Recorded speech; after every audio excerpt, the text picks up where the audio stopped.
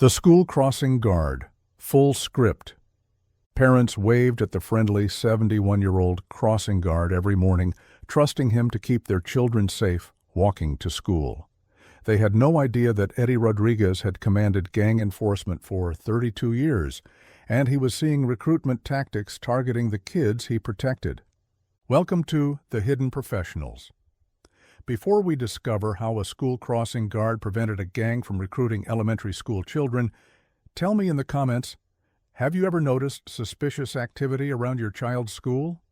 And if you believe these stories of hidden heroes deserve to be heard, hit that subscribe button. These stories protect our children.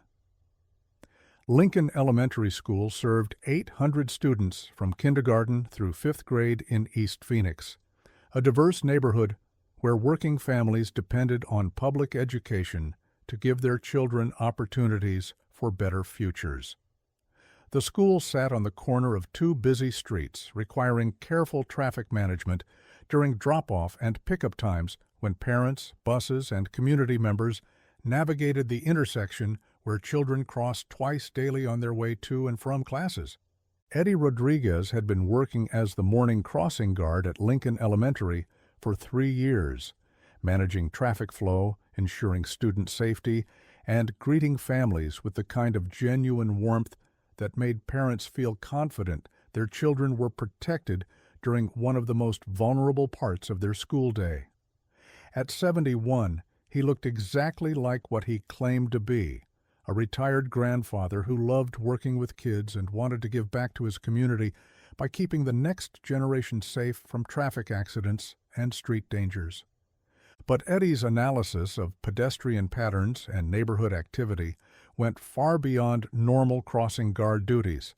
While most school crossing guards focused on traffic safety, weather awareness, and emergency protocols, Eddie automatically analyzed adult behavior around children, vehicle patterns, and social interactions with the trained eye of someone who understood how criminal organizations recruited vulnerable youth while appearing to engage in normal community activities. What the Lincoln Elementary administration didn't know was that Eddie Rodriguez had never been just a grandfather who loved children. For 32 years, he'd been Captain Eddie Rodriguez, Phoenix Police Gang Enforcement Unit, commanding specialized operations against street gangs, youth recruitment networks, and criminal organizations that targeted children for exploitation while destroying families and communities through violence, drugs, and systematic intimidation. His retirement 3 years ago had been earned through over 3 decades of some of the most dangerous gang enforcement work in urban policing. His ability to recognize recruitment patterns and criminal grooming techniques had been permanent. "Good morning, Mrs. Chen," Eddie called out as the 3rd grader's mother walked her daughter to the crosswalk. "Sarah's looking ready for that math test today." But his trained eye was already noting that this was the 4th morning when certain adults had appeared near the school at precise timing, engaging specific children in brief conversations, and exhibiting the kind of systematic approach that suggested recruitment activity rather than coincidental social interaction. What bothered Eddie wasn't the presence of community members near the school.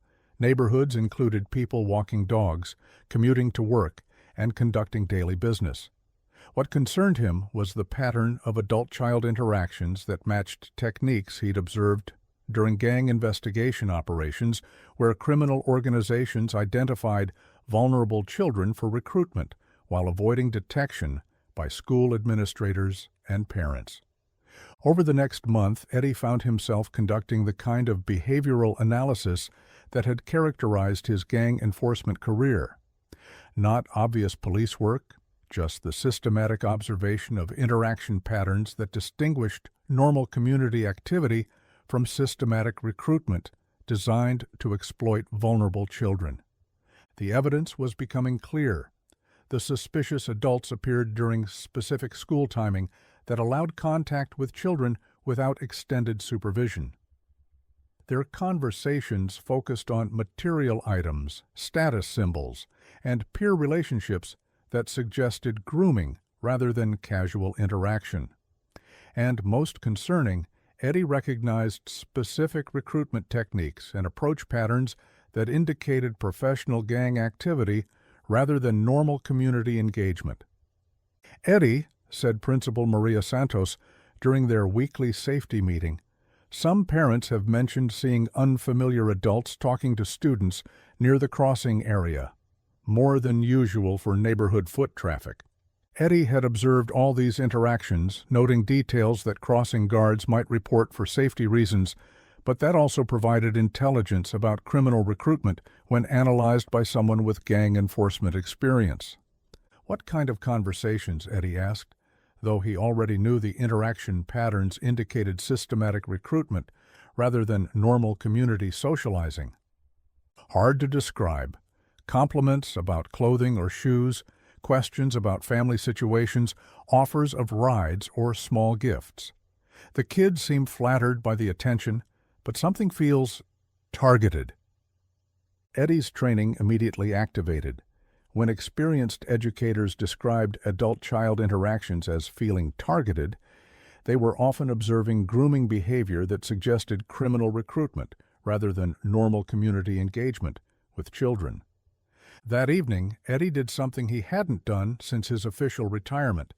He called a number that connected him to people who still investigated the crimes he'd once specialized in preventing. Phoenix PD Gang Enforcement Unit, Detective Maria Gonzalez speaking. Maria, this is Eddie Rodriguez. There was a pause. Captain Rodriguez? How's civilian life treating you? Educationally, Eddie said, sitting at his kitchen table with observation notes that looked like normal crossing guard reports, but represented potential evidence of systematic gang recruitment involving vulnerable elementary school children. Maria, I need to report suspected gang activity involving organized youth recruitment operations. Detective Gonzalez had worked under Eddie's command for 8 years before his retirement. She knew that when Captain Rodriguez called about suspected gang activity, it meant criminal organizations were systematically targeting children for exploitation while using techniques designed to avoid detection by parents and school authorities. What are you seeing? Eddie provided details with the precision that had made him legendary in gang enforcement operations. Adult behavior patterns, timing analysis, recruitment indicators, and grooming techniques that suggested organized criminal activity rather than normal community interaction with school children. Captain, Gonzalez said after he finished, we'll coordinate with youth crimes and gang intelligence units. Can you maintain normal crossing guard duties while we develop the investigation? Affirmative, Eddie said, but they're accelerating the recruitment contacts. Based on the pattern timing and approach techniques, they're planning expanded operations before school administrators can implement enhanced supervision protocols. What happened next was 32 years of gang enforcement expertise compressed into the most important school safety shift of Eddie's civilian life. He returned to Lincoln Elementary the following morning, not just as a crossing guard protecting children from traffic dangers, but as an experienced gang enforcement commander conducting surveillance in an environment where criminal recruiters thought their youth targeting would be attributed to normal community interaction rather than systematic gang recruitment. Over the next 6 weeks, Eddie coordinated with Detective Gonzalez's team to document comprehensive gang recruitment involving systematic child targeting, coordinated grooming techniques, and organized criminal activity that endangered vulnerable students while using school proximity to identify potential recruits from families experiencing economic hardship or social instability. We've arrested 5 suspects, including 2 known gang members with extensive juvenile recruitment records, Gonzalez told him during a briefing at the school after the operation concluded. The recruitment network was systematically targeting children ages 8 to 11 for grooming and eventual gang involvement, while using school zones to identify vulnerable kids whose families might not notice changes in behavior or new material possessions. Student safety impact, Eddie asked.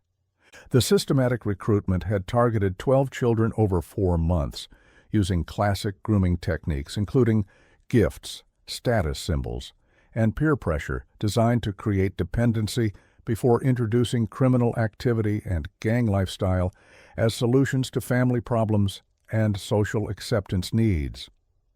The investigation revealed that the gang recruitment network had been operating near multiple elementary schools for over 8 months, systematically using school zones to identify and groom vulnerable children while coordinating recruitment timing to avoid detection by school security and parental supervision that focused on traffic safety rather than criminal targeting of students.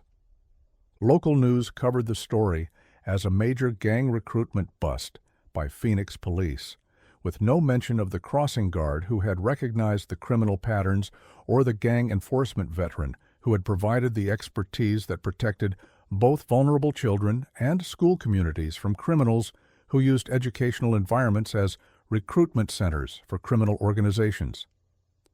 A few weeks later, the Phoenix Police Department approached Eddie about developing enhanced gang awareness protocols for school safety personnel.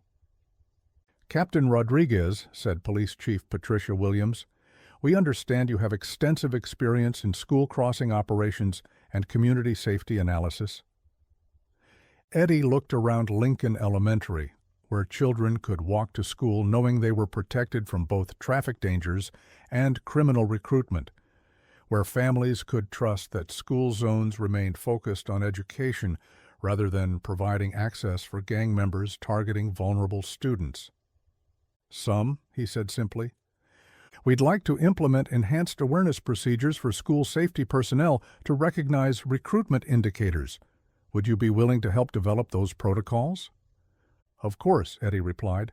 "Protecting children from gang recruitment requires recognizing when adult-child interactions represent criminal grooming rather than normal community engagement, especially when vulnerable students are being systematically targeted for exploitation." What the police chief didn't know was that she'd just asked one of the department's most experienced gang enforcement commanders to design detection systems for protecting school communities from exactly the kind of systematic recruitment Eddie had spent his career fighting and dismantling. Eddie never told the Lincoln Elementary families about his gang enforcement background or the criminal organizations he'd dismantled. He never mentioned the recruitment networks he'd prosecuted or the gang members he'd helped convict for targeting children and destroying families through systematic exploitation and criminal recruitment.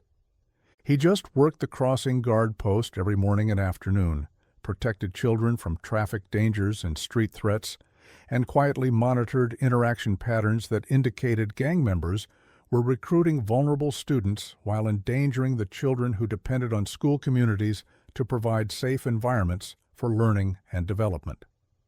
But word spread through gang enforcement circles that if anyone noticed unusual adult-child interaction patterns or suspected recruitment activity near school zones, they should probably consult with the crossing guard at Lincoln Elementary, not officially, of course, just as a professional courtesy to someone who understood how gang recruitment operated.